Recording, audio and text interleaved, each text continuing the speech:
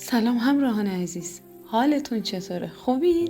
امیدوارم حال دلتون خوب باشه. امروز یه حلوای دوشاب داریم. ما آذریا بهش میگیم دوشاب حلواسه یا همون حلوای شیره انگور. خیلی ساده و خوشمزه هستش، ایرانی هم هست که با رسیپی‌های بسیار متنوعی درست میشه. برای آموزش مرحله به مرحله طرز تهیه حلوای شیره انگور با من همراه باشید.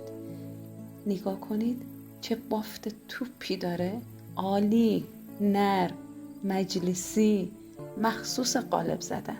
با من همراه باشید.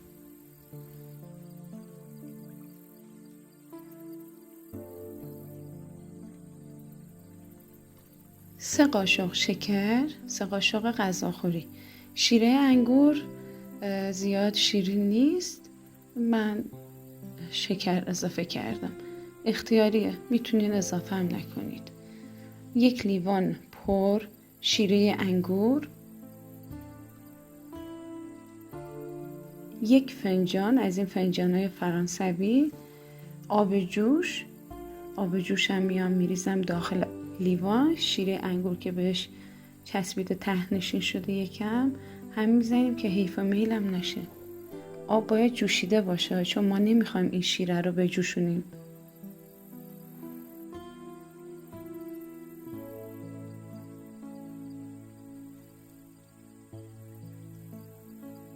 یک قاشق غذاخوری هم گلاب اضافه میکنیم. دوستان گلم شما میتونید پودر هل و زعفران هم اضافه کنید که اختیاریه، من اضافه نکردم. زعفران خب شیره انگور خودش رنگ داره زیاد، به خاطر عطر و بوش هم که من از گلاب استفاده کردم، از این گلابای 2 آتیشه. خب میریم برای تفت دادن آردمون. 1 لیوان سرپر آرد سفید یا اگه داشتین آرد سنگک که بهترین گزینه‌اش آرد سنگکه. من نداشتم، از آرد سفید استفاده کردم. آردو تفتش میدیم تا بوی خامیش گرفته بشه.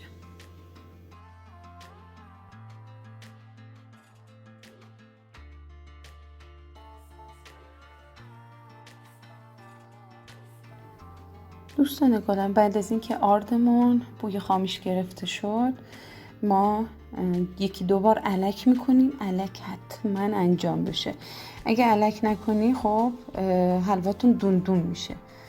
چون این فاصله زمانی که آردم الک کردم سرد شد، دوباره میذارم روی حرارت کمی گرم بشه یا داغ بشه. بعد از اینکه داغ شد من به 50 گرم کره نیاز دارم. یک کره حیوانی یا مارگارین فرق نمیکنه.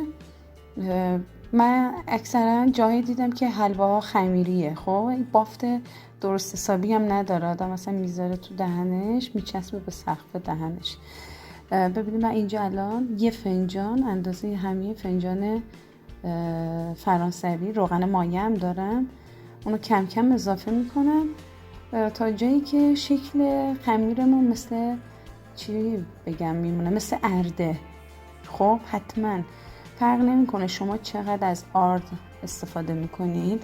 نگاه کنید، من اندازه های دقیقم توی دیسکریپشن مینویسم که متوجه بشید. اگه میخوای حلواتون بافتش خوبی باشه، بافت خوبی داشته باشه و خمیره نشه، حتما سعی کنید روغنو به اندازه‌ای بریزین که وقتی به هم میزنین روغن به خوردش میره مثل ارده باشه.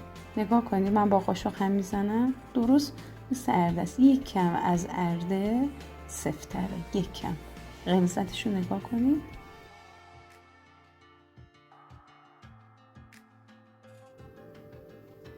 بعد 3 دقیقه ما میایم شیره انگور رقیق شده رو یه باره به مخلوط آردمون اضافه میکنیم و تون هم میزنیم.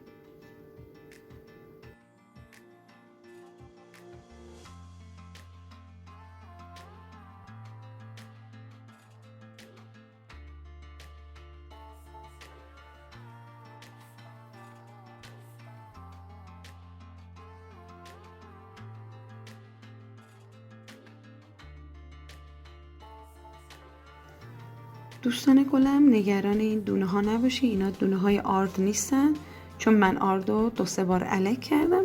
اینا کف شیره هستش، چون من بلافاصله شیره رو ریختم داخل آرد، مخلوط آردمون، به خاطر همین کف کرد. شما زیر حرارت رو خیلی خیلی کم کنید، این یکی از نکات مهم حلواست. زیر حرارت رو خیلی کم میکنید و تون هم میزنید. حرکت دست تند باشه، حرارت ملایم باشه. دیدین کف از بین اون دونه ها دیگه نیست، چون دونه ای نبود، کف شیرمون بود. و اما دوستان گلم، من تو آموزش‌های آشپزی اکثرا از اون موادی که استفاده میکنم 1-2 جمله در موردشون میگم. که در مورد شیره انگورم بگم، خواص شیره انگور که ویتامین A و B یا همون A و B مفید برای کمخونی و تقویت بنیه بدنه.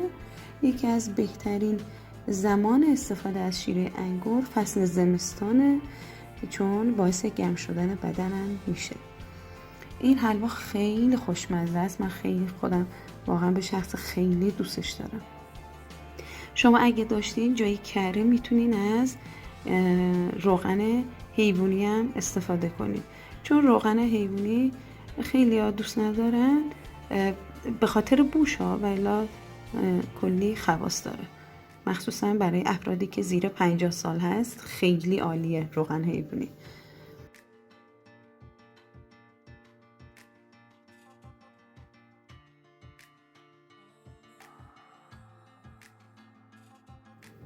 بعد از چند دقیقه که خوب هم زدیم حلوا رو، ما میام به صورت گهواره تکون میدیم تا حلوامون جمع و یک دست بشه.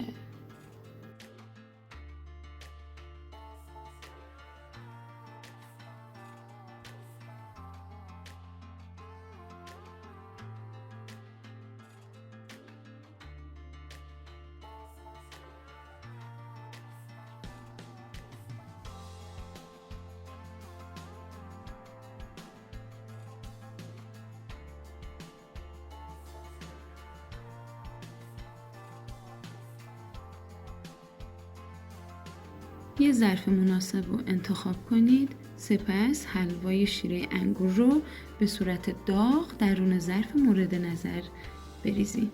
با قاشق یا با دست صاف کنید، حالا با هر وسیله دیگه که اگه تونستین صافش کنید و حلوا رو به سلیقه خودتون تزیین کنید. حلوامون آماده سرو. نوش جون. دوستان نازنینم، اگه منو از کانال آپارات تماشا میکنی، کانال بافتنی و آشپزی، و اگه از کانال یوتیوب کانال آشپزی کوکینگ، امیدوارم که آموزش امروزمون رو دوست داشته باشین. منو با لایکاتون خوشحالم کنید. نظر و پیشنهادی اگه دارین توی کامنت ها برام بنویسین. و اما یه حلوای دیگه هم دارم، حلوای زعفرانی و کاکائو که 2 رنگ. آموزشو پارسال گذاشتم، لینکشو زیر همین ویدیو توی دیسکریپشن قرار میدم. امیدوارم که از آموزش امروز ما راضی بوده باشین. شما رو تا آموزش‌های بعدی به خدای بزرگ میسپارم. خدا نگهدار.